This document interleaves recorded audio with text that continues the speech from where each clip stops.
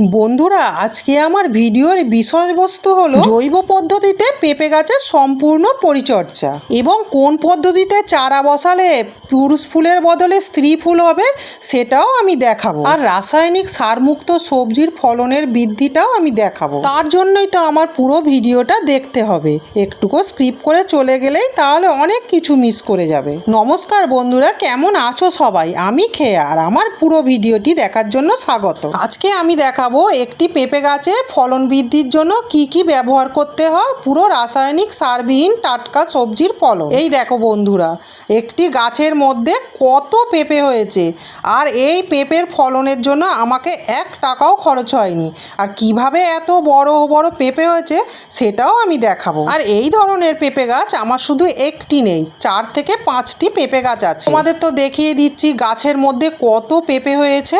আর পেঁপেগুলোর size এক একটি 2 KG করে ওজন হয়ে যাবে, আর কত বিশাল বিশাল বড় হয়েছে। আর এই যে গাছটা দেখাচ্ছি, পেঁপের ভারে একবার গাছটা ভেঙে পড়ে গিয়েছিল, কারণ পেঁপে গাছটা তো তখন খুব সরু ছিল, তাই পেঁপের ভার আর ওয়েটটা নিতে পারেনি, গাছটা মুচকে ভেঙে গিয়েছিল। আর আমি তো ভাবলাম গাছটা আর বাঁচবে না, গাছটা হয়তো মরে যাবে, কিন্তু না, পরে দেখলাম ওই গাছের পাশ থেকে আবার 2টো ফ্যাকর বেরিয়েছে। আর সেই ফ্যাকর থেকে পেঁপে হয়েছে এত বড় বড়। দেখো, আমি ঘুরিয়ে পুরো দেখিয়ে দিচ্ছি তোমাদের। আমি যে সমস্ত চাষ দেখাই পুরো জৈব পদ্ধতিতে। শুধু আমার পেঁপে গাছ নয়, পেঁপে গাছের সাথে সাথে বেগুন গাছ, লঙ্কা গাছ, আরও সবজি গাছ।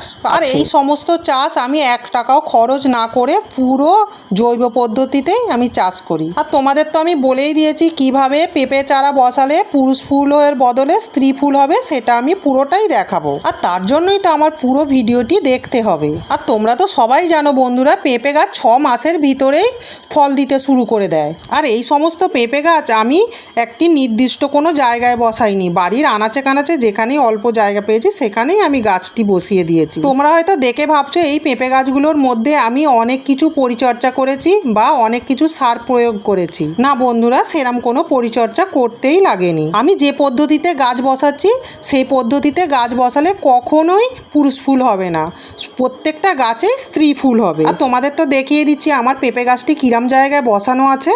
তোমরা হয়তো আমার গাছের পেঁপেগুলো দেখে মনে মনে ভাবছো আমি পেঁপে গাছের গোড়ায় অনেক কিছু সার প্রয়োগ করি। না বন্ধুরা, আমার সার কেনার অত পয়সা নেই, সার কেনা আমার পক্ষে সম্ভব হয় না, এখন সারের অনেক বেশি দাম। আর এই সমস্ত সবজি তো রাসায়নিক সারমুক্ত সবজি, স্বাস্থ্যের পক্ষে খুবই ভালো। তোমরা তো দেখতে পাচ্ছ বন্ধুরা, পেঁপেটি যেই একটু রং ধরেছে ব্যাস কোকিল পাখির চোখে পড়ে গেছে, অমনি খুবলে দিয়েছে। আর এটা তো দেশি পেঁপে, ওই জন্য পেঁপে গাছটা অনেক বেশি লম্বা হয়ে গেছে, আমাকে মই করে উঠে আর পেঁপেটিকে পাড়তে হয়েছে। আর এরম আমার তো বলেই দিয়েছি 4-5টি পেঁপে গাছ আছে।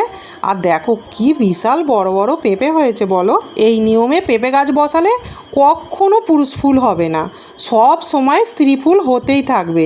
আর আমি কি খাবার দিচ্ছি সেটা পুরোটাই দেখিয়ে দেবো। বন্ধুরা, আমার ভিডিওটি কেমন হয়েছে যদি ভালো লাগে তাহলে একটা সাবস্ক্রাইব করে দিও প্লিজ। আর কমেন্টে ভালো লাগলেও বলবে, খারাপ লাগলেও বলবে, আমি আরেকটু ভালো করার চেষ্টা করব। ওই দেখো পেঁপে গাছের নিচে বেগুন গাছ আছে, আর বেগুন গাছটি পেঁপে গাছের গোড়ায় যে খাবার দিই সেই খাবার খেয়ে কত সুন্দর হয়েছে। তারই সাথে সাথে একটি লঙ্কা গাছ আছে। চলো বন্ধুরা, আর বেশি কথা না বলে আসল কাজটি দেখো। আমার হাতে যে দানাগুলো দেখতে পাচ্ছ, এই দানাগুলো থেকেই আমি গাছ বসাবো। আর গাছগুলো আমি যেখানে বসাবো একটা নির্দিষ্ট জায়গায় বসিয়ে দেবো দানাগুলো। আর সেটাই আমি দেখাতে চাই, পেঁপে গাছে যাতে না পুরুষ ফুল হয়, তার বদলে সব গাছেই যেন স্ত্রী ফুল হয়। এই দেখো বন্ধুরা, দানা ছড়াবার পর এতগুলো পেঁপে গাছের চারা বেরিয়েছে। তবে যে সমস্ত চারা বেরিয়েছে আমি সব চারা রেখে দেব না, কিছু কিছু চারা আমি তুলে ফেলে দেব, জায়গা বুঝে যে কটা প্রয়োজন আমি সে কটা চারাই রেখে দেব। আর বন্ধুরা, যে চারা গাছগুলো রেখে দিয়েছি, আর পেঁপে গাছ এমনি 6 মাসের মধ্যেই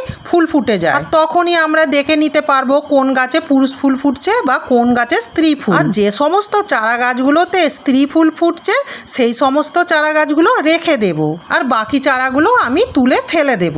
যেহেতু আমার জায়গাটা কম, তো তাই আমি প্রয়োজনীয় চারা কিছু রেখে দেব আর বাকিগুলো তুলে ফেলে দেব। আর বাকি চারাগুলো যেখানেই আমি তুলে নিয়ে গিয়ে বসাবো, দেখি স্ত্রী ফুলের বদলে ভীষণ পুরুষ ফুল হয়।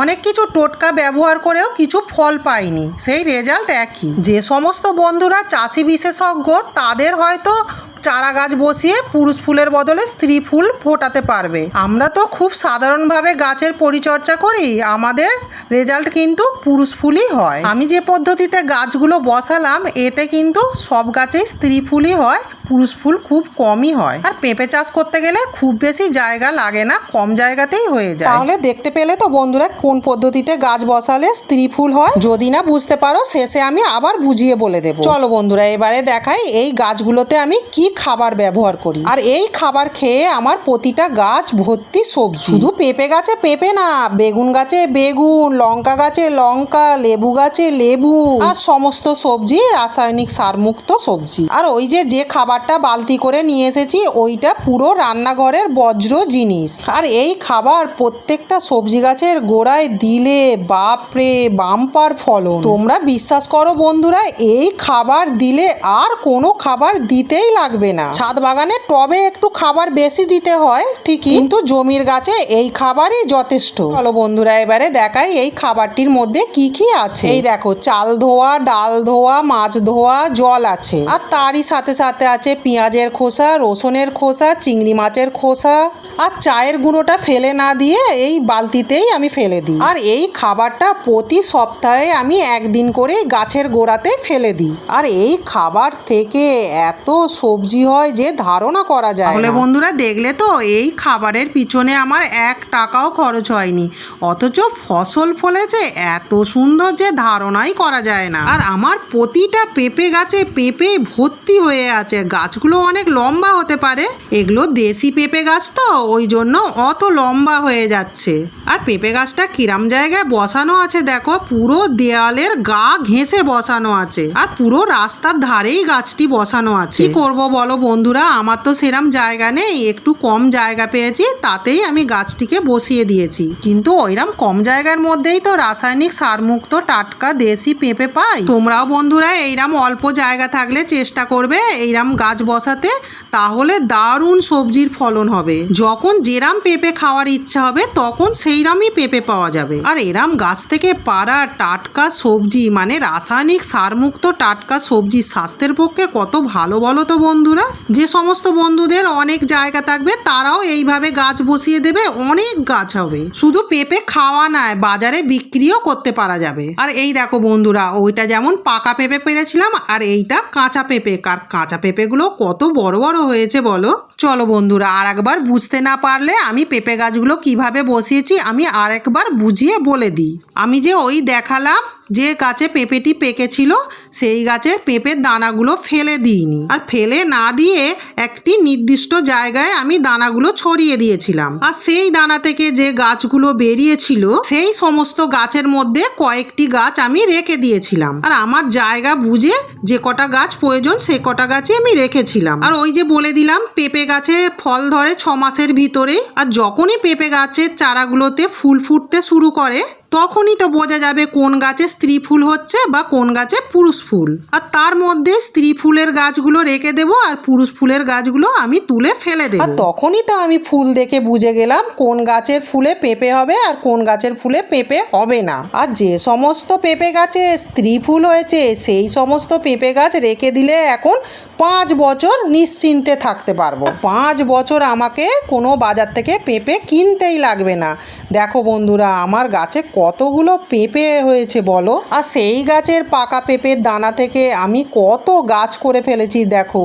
পাকা পেঁপেটাও খেয়েছি আর দানাটাও কাজে লাগিয়ে দিয়েছি। আর এইভাবেই আমি সহজ পদ্ধতিতেই আমি পেঁপে চাষ কেন পুরো সবজি চাষও করি। আর সেই সমস্ত গাছের পেঁপে এখন 5 বছর আমি নিশ্চিন্তে থাকতে পারবো, আমাকে বাজার থেকে কোনো পেঁপে কিনতেই লাগবে না, যদি না ঝড়ে গাছ গোড়া থেকে উবড়ে ফেলে দেয়। কারণ আমার তো পেঁপে গাছগুলো দেশি পেঁপে গাছ, বিশাল বড় লম্বা হয়ে যায়। আর পেঁপে গাছ তো অনেকটা সরু হয় আর মাথাটাও ভারী হয়ে যায়, ওই জন্যই তো ঝড় এলে আমার একটু চিন্তা হয়, কারণ পেঁপে গাছগুলো পুরো গোড়া থেকে উবড়ে পড়ে যাবে। পেঁপে গাছের গোড়া তো সেভাবে মজবুত হয় না, ওই জন্যই তো একটু ঝড় এলেই গোড়া থেকে উবড়ে পড়ে যায়। তাহলে বন্ধুরা আজকের মতো ভিডিওটি আমি এখানেই শেষ করলাম, দেখা হবে পরের ভিডিওতে, টাটা।